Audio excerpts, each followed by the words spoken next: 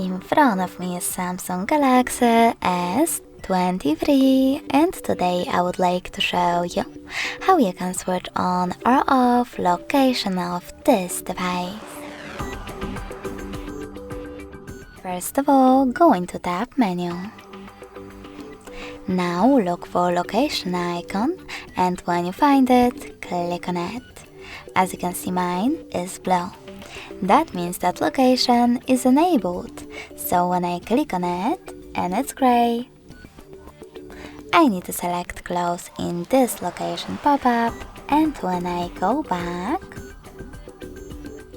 location is now off.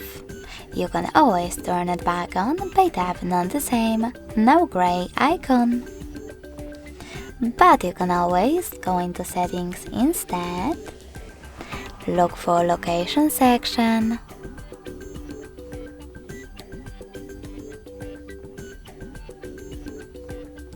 and manage it by choosing this switcher at the top.